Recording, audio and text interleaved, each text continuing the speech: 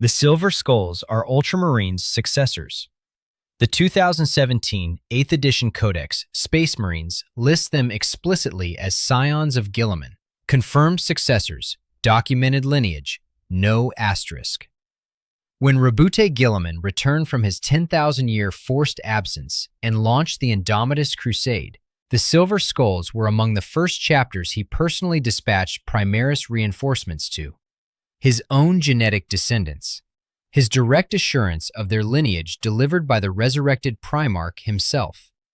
In the novel Dark Imperium, the Silver Skulls appear alongside Guilliman during the Crusade, fighting an Iron Warrior's warband, specifically, which is a detail worth holding on to. Their gene seed records are classified. An Inquisitor named Liandra Callis reportedly visited the chapter specifically to examine those records. She left without them. The one organization in the Imperium whose entire institutional function is obtaining exactly what chapters prefer to keep inaccessible sent a representative to the Silver Skulls Fortress Monastery, and that representative came back empty-handed. Whatever is inside that classification didn't surface. Separately, records from a Silver Skulls campaign called the Manus Irae were sealed above standard Inquisition clearance, held in the Celarno Vaults on Terra, access restricted by the High Lords of that era. And the Inquisition launched a formal documented investigation into the Silver Skulls Prognosticators, their psyker corps, specifically over the degree of influence those psykers were exerting over chapter decision-making. The investigation found enough to warrant attention, but not enough to formally act on. Guilliman vouches for the chapter. The Codex confirms the lineage. The original homeworld, Lyria, is gone, consumed by a Nurgle infestation that removed whatever local documentation had survived. The gene seed tests return Ultramarines pattern results. All of that confirmed, and the gene seed records are still classified above Inquisition clearance, with test results described as inconclusive. The Manus Irae seal is worth examining carefully. It covers operational military records from a specific campaign, not founding documentation. The inquisitorial investigation was into governance by psykers, not genetic ancestry.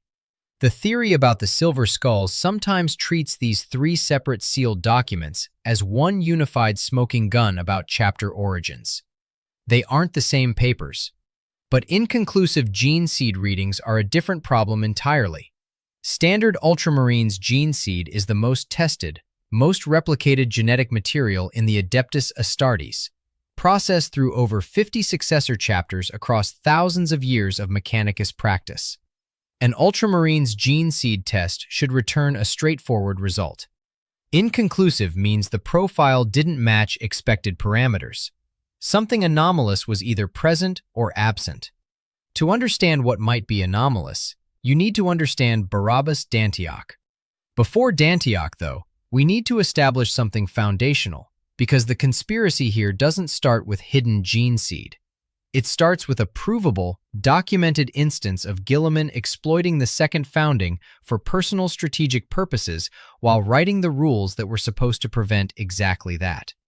Guilliman authored the Codex Astartes specifically to prevent military concentration. The rule is clear: one chapter, 1,000 battle brothers, an independent chapter master, no single commander controlling multiple forces.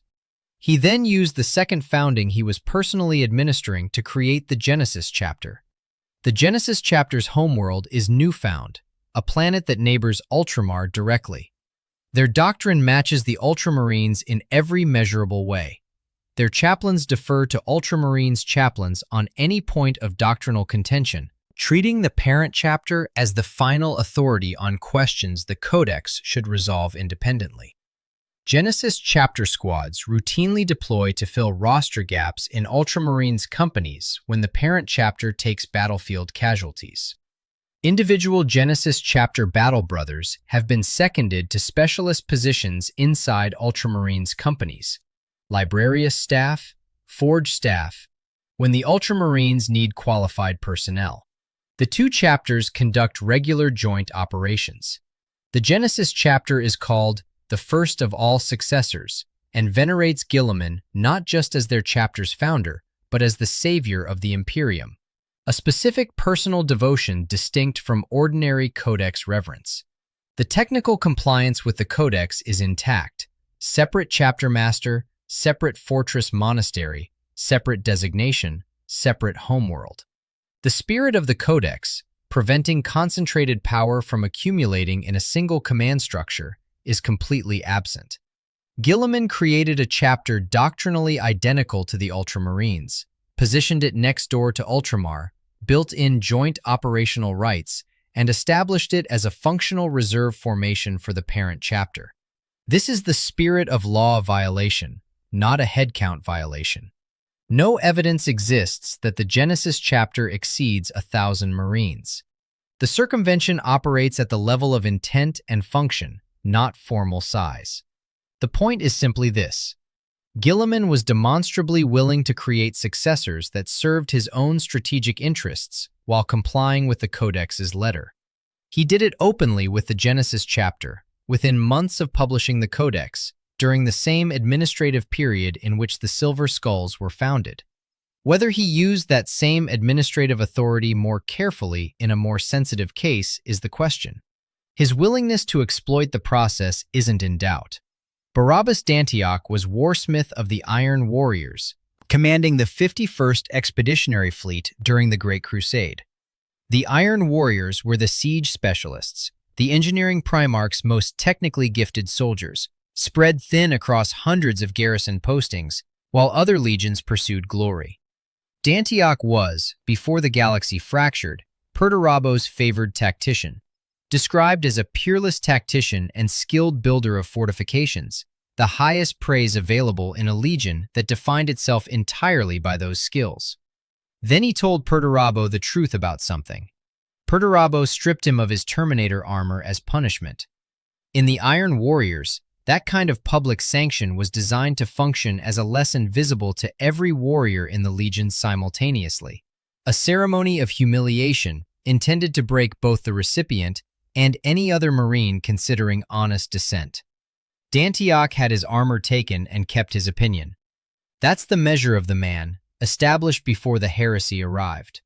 His defining physical feature, in every description from the Great Crusade through the Horus Heresy, was a permanent iron faceplate fixed directly to his face. Not a removable visor, not a helmet with a skull design. A mask, shaped as a stylized skull, permanently attached. His own interpretation of the Iron Warriors Legion badge, which was itself an iron skull motif.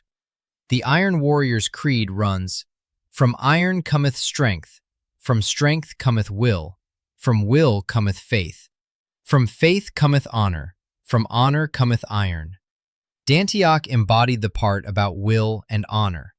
The part about iron he wore on his face permanently, a physical mark of the Legion's identity carried by the one man who upheld what that identity was supposed to mean. When the Horus Heresy reached his garrison, it came in the form of Warsmith Krendel and explicit orders from Perturabo.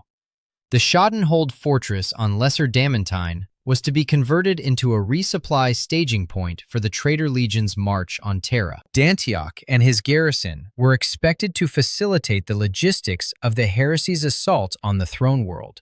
His answer entered the canon record. The Iron Warriors on Lesser Damantine remained loyalists and wouldn't share in their traitorous brethren's damnation. He refused his Primarch's direct orders. An Iron Warriors warsmith, whose armor had already been stripped once for speaking plainly, looked at a traitor fleet at his gate and chose the Emperor. He held the Schadenhold for 366 solar days, a full solar year against the combined weight of the 51st Expeditionary Fleet and the 14th Grand Company of the Iron Warriors. The fleet Dantioch himself had commanded during the Great Crusade now turned against him, backed by siege specialists who'd been trained in the same doctrines he was using to defend against them. His own former brothers knew every structural principle he'd have applied, every defensive approach he'd have favored, because they've been applying them alongside him for decades. They knew the Schadenhold as well as he did. They had the numbers, the Titan support, and the urgency of a campaign timeline that needed this resupply depot operational. Dantioch held them for a year. The siege required an Imperator-class Titan, the largest mobile weapons platform in the Imperial arsenal, a machine tall enough to be seen from the outer walls of most fortresses, to finally breach the Shadenhold's defenses. Sustained infantry assault and flanking operations weren't sufficient. They needed a god engine to break what one warsmith had built and was refusing to surrender. When the Titan broke through, Dantioch detonated the breach charges he'd set into the fortress's structural foundation and dropped the Shadenhold into the magma lake below it. The entire fortress, the majority of traitor forces operating inside it, and their Titan support sank into the molten rock. The resupply point the traitor legions needed for their march on Terra became rubble at the bottom of a magma lake. Dantioch had engineered the escape into the plan from the beginning. He and a remnant of loyalist iron warriors boarded a captured Sons of Horus vessel and left the system. They headed for Ultramar. By the time Dantioch arrived, Guilliman had established Imperium Secundus in 009.M31, a contingency empire built in Ultramar on the working assumption that Terra might have fallen to Horus and the Emperor might be dead. Guilliman, Lion L. Johnson of the Dark Angels, and Sanguinius of the Blood Angels were its ruling triarchy, holding the last stable governance structure in a galaxy that had lost its center. Dantioch subordinated himself to Guilliman, an Iron Warrior's warsmith who'd held a fortress for a year against his own legion, escaped by destroying his own position, and crossed a war-torn galaxy to reach the Loyalist stronghold, walked into Imperium Secundus, and offered his service. One of the Horus Heresy novels captures the established nature of that working relationship directly in a message delivered to fleeing Loyalist Iron Warriors. I assured you once that my Lord Guilliman had a plan. You have executed your part of that plan flawlessly, Iron Warrior. Lord Guilliman still has a plan. Guilliman directed Loyalist Iron Warriors with operational clarity throughout the heresy. He trusted them, coordinated with them, maintained a strategic relationship that ran through the chaos of the worst war in human history. Dantioch was assigned to Sotha, a world in Ultramar that sat atop an enormous Xenos artifact called the Pharos, an alien beacon of tremendous power, capable of functioning as a substitute astronomicon during the period when the Horus Heresy had blinded standard warp navigation across the galaxy. With the Emperor's astronomicon disrupted and Loyalist fleets navigating in partial darkness, the Pharos was what kept Ultramar's ships moving. Dantioch became its warden. Among his formal titles, Defender of the Shadenhold, Warden of the Pharos, Hero of the Imperium. During the Imperium Secundus period, Conrad Kurz, the Night Haunter, Primarch of the Night Lords, set a trap for Guilliman and Lion L. Johnson. Dantioch, operating the Pharos from Sotha, detected the threat and used the alien beacon to foil it. Both Primarchs survived Kurz's ambush because an Iron Warrior's warsmith, working a Xenos device no one else had mastered, spent its capabilities precisely when they were needed. Guilliman's life, the Lion's life, saved by the man who wore Perturabo's symbol on his face and refused Perturabo's orders. Imperium Secundus was abandoned by 014.M31 when Loyalists confirmed the Emperor and the wider Imperium had survived the heresy's opening phase. Dantioch had served Guilliman through all 5 years of it. During that period, his survivors were reportedly known informally as the Sons of Dantioch, the remnant of his Loyalist garrison maintaining their cohesion and identity in service to the contingency empire. Alexis Pollux, captain of the Imperial Fists, who would later become the founding chapter master of the Crimson Fists, was close to Dantioch throughout. The bond between the Imperial Fist and the Iron Warrior, each man recognized by the other's loyalty when loyalty was the scarcest thing in the galaxy, is documented in both characters' canon histories. The Night Lords came for the Pharos, not for Guilliman this time, for the beacon itself, to seize it or destroy it, denying its navigational advantage to the Loyalist war effort. Dantioch's answer was the same as his answer to warsmith Krendel at the Shadenhold: He destroyed the asset rather than let the enemy have it, this time at the cost of his own life. He overloaded the Pharos, pushed the device past its operational ceiling until it consumed itself in an explosion that killed the Night Lords who'd come to take it. He had, from Pollux's perspective, just enough life remaining. The death scene is preserved in the text. Pollux cradling the warsmith. "Brother Dantioch," he said. "Barabas!" He cradled the warsmith in his arms, and hope bloomed in him. Dantioch lived, for the moment. He died before the siege of Terra. The siege came later. The second founding came roughly 7 years after the siege ended, placing it around 021.M31.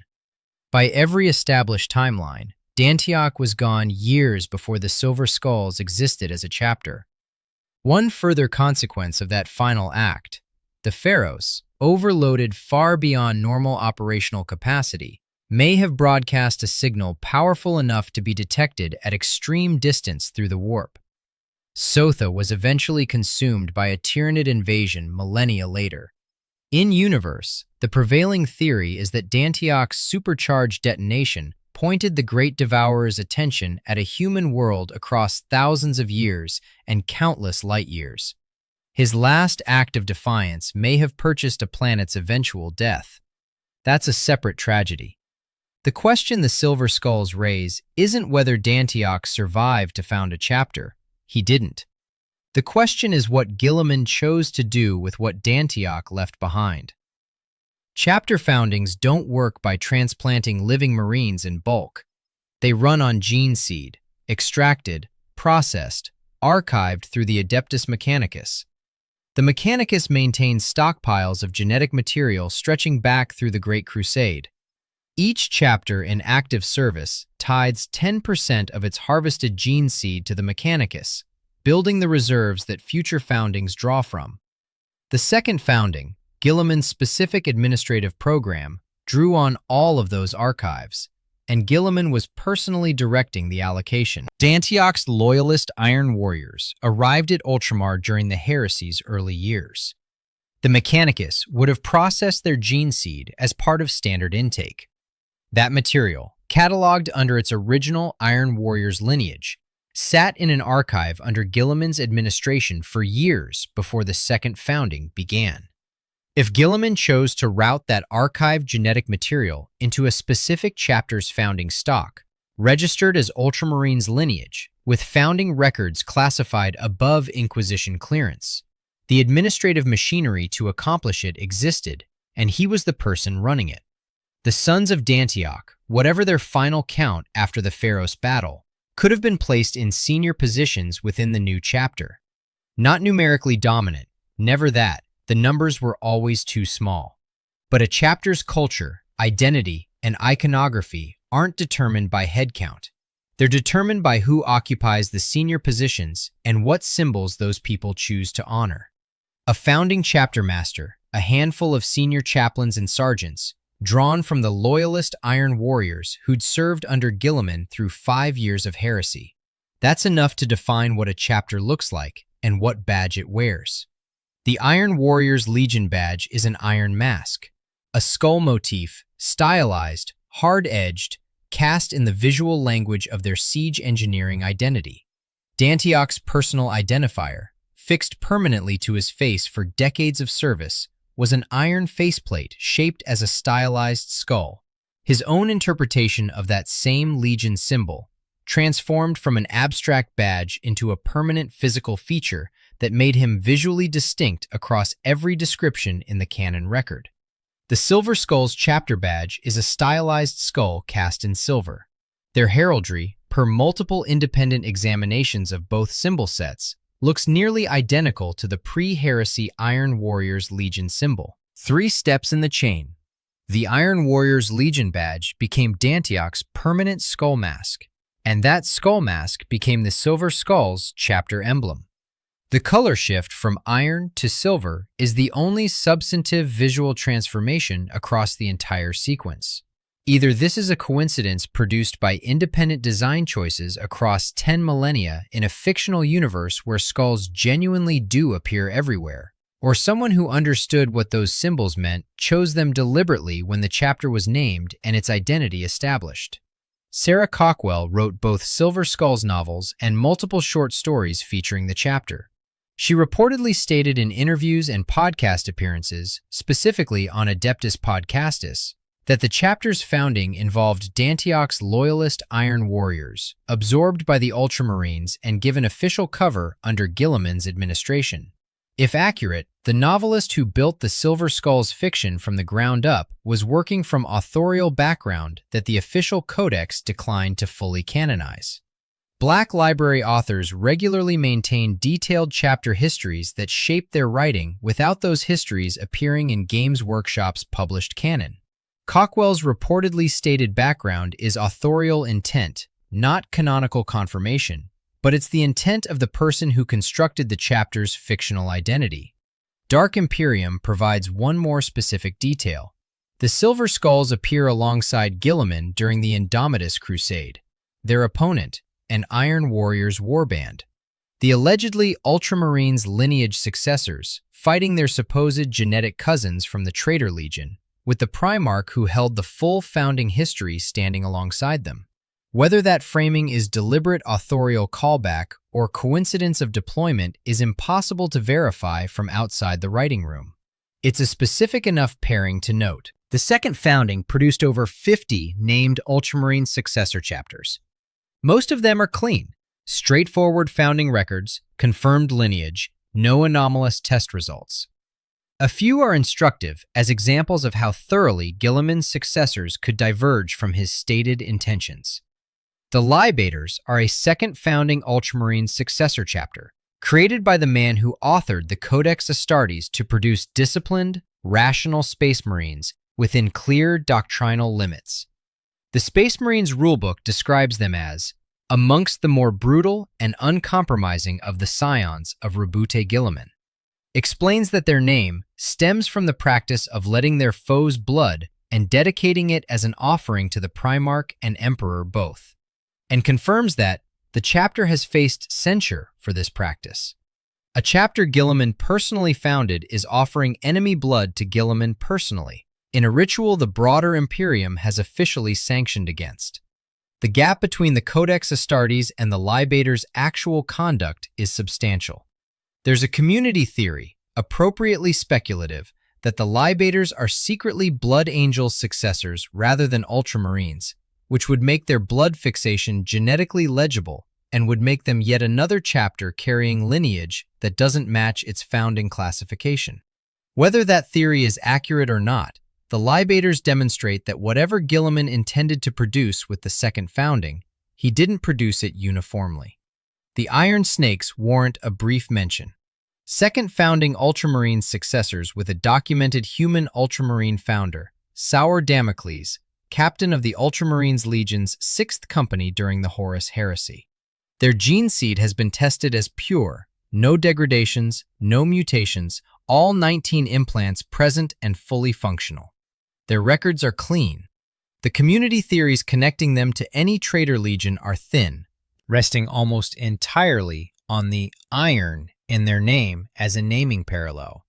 They almost certainly are what their records say. What they represent in this argument is scale. The second founding created dozens of Ultramarine successor chapters. 5 of those chapters exist in the historical record with no names attached to them at all. No founding chapter master, no homeworld, no public identity beyond the count. 5 chapters that Guilliman personally founded during the same administrative period, whose identities are simply not recorded in any accessible archive. The Silver Skulls at least have a name and a badge that looks like Dantioch wore it on his face for 30 years. 5 others have less than that. The 13% of this community who read the official story as written have a case, and it deserves to be stated properly. The 2017 Codex Space Marines is the most recent official Games Workshop publication on the Silver Skulls lineage. It says Ultramarines explicitly, Scions of Guilliman, listed among confirmed successors, no footnote. When Guilliman returned from stasis and launched the Indomitus Crusade, The Silver Skulls received Primaris Space Marines, Marines grown from Guilliman's own genome, his direct genetic descendants, produced specifically from Ultramarines' gene seed. Sending your own gene children to a chapter whose lineage you privately know is Iron Warriors doesn't protect the cover story. It dilutes whatever Iron Warriors heritage the theory claims Guilliman was preserving. GW had the 2017 Codex as an opportunity to keep the question open. They closed it. The publisher's most recent answer is Ultramarines. The skull iconography is weaker evidence than the theory needs. Skulls are ubiquitous across Warhammer 40,000. They appear on bolters, fortress architecture, vehicle markings, chapter badges, and personal war gear across dozens of chapters with no connection to either the Iron Warriors or Barabas Dantioch. Applying the argument that a skull badge on the Silver Skulls constitutes evidence of Iron Warriors' lineage would implicate a large fraction of the Adeptus Astartes on the same basis. Dantioch died before the Siege of Terra. The second founding came roughly 7 years after the siege ended. Whatever number of Iron Warriors survived the Schadenhold and the subsequent years of heresy service took further casualties through the Imperium Secundus period and the Pharos battle. Routing Iron Warriors' gene seed through the Adeptus Mechanicus without detection, allocating it to a specific chapter under Ultramarines registration, and classifying the paper trail requires not just Guilliman's intent, but the cooperation or circumvention of the Mechanicus, the institution whose function includes maintaining the integrity of precisely those records. They've been processing Ultramarines' gene seed for thousands of years. A non-Ultramarines profile would be detectable. The sealed records the theory points to aren't the founding records.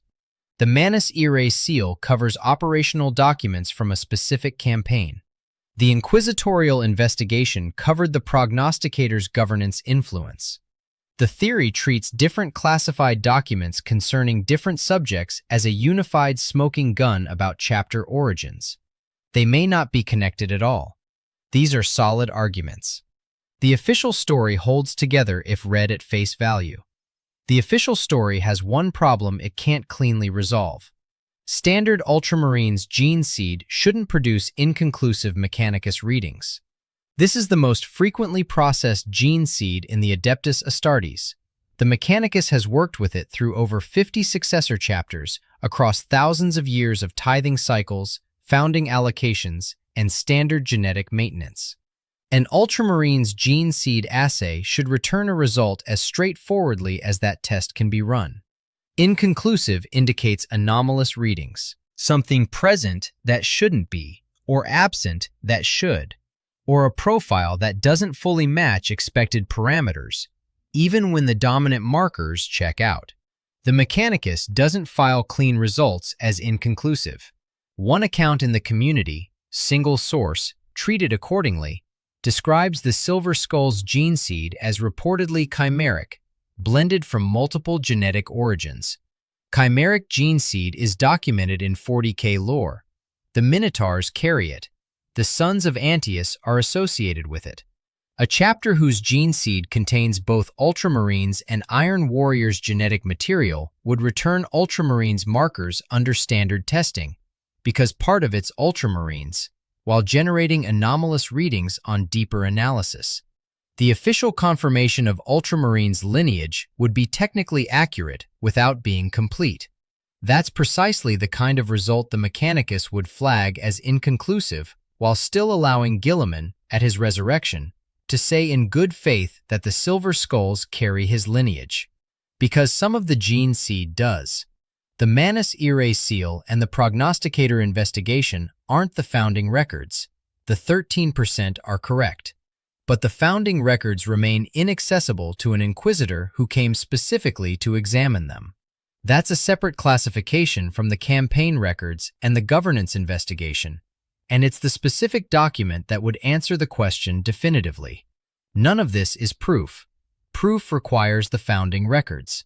The founding records are in the Celarno Vaults, or in whatever archive Guilliman's second founding administration used, behind whatever classification level Liandra Callis couldn't clear. The sealed records don't confirm the theory. They prevent the theory from being disproven, which, after 10,000 years, amounts to the same practical outcome. Stated plainly, Roboute Guilliman already used the second founding to maintain a functional second Ultramarines force adjacent to Ultramar. That's the Genesis chapter, and it's documented. He personally directed Loyalist Iron Warriors through the Horus Heresy with a stated long-range plan for their service. He had administrative authority over gene seed allocation during the second founding, at a moment when Dantioch's archived gene seed and his surviving veterans were inside his administration. An Iron Warrior's skull mask, Dantioch's most recognizable feature, became the badge of a chapter whose founding Guilliman oversaw. That chapter's gene seed records remain classified above Inquisition clearance, with inconclusive test results for a genetic line that has no legitimate reason to produce them. Guilliman isn't corrupt in this reading. He's calculating and loyal to individuals who earned that loyalty by doing the right thing when their own primarch didn't. A man who held a fortress for a year and sank it into magma rather than surrender it, who served 5 years through the worst period of the heresy, who overloaded an alien machine and died to deny it to the enemy. Guilliman owed that man's memory something, and the second founding was the last moment he had the administrative authority to deliver it quietly. Whether he did is the question the sealed records were built to prevent anyone from definitively answering. The community splits roughly 87% toward the Dantioch theory versus 13% reading the published codex as settled. Neither side has the founding records. The Inquisitor who went to retrieve them came back without them. The Primarch who could answer the question spent 10,000 years in stasis and returned to a galaxy where whatever he authorized in 021.M31 had become simply the established identity of the Silver Skulls, confirmed successors, gene Scions of Guilliman, loyal to the Imperium, badge of a Silver Skull. Drop your theory in the comments. Which other Ultramarine successor has the thinnest official story? And what do you think is underneath it? And if you want to discuss gene seed that visibly doesn't match what it should, every single salamander carries a documented flaw in Vulcan's genetic material that continuously darkens their skin to jet black and reddens their eyes. Permanently, universally, regardless of the Marine's original heritage. Every salamander who has ever worn green and carried that gene seed from the chapter's founding to the present day. That's a fundamental phenotypic expression of something in the original genetic line that has been present since the 18th Legion was created. What exactly is in Vulcan's gene seed that produces that effect across every bearer for 10,000 years is the next video. Subscribe so you're there when we open it.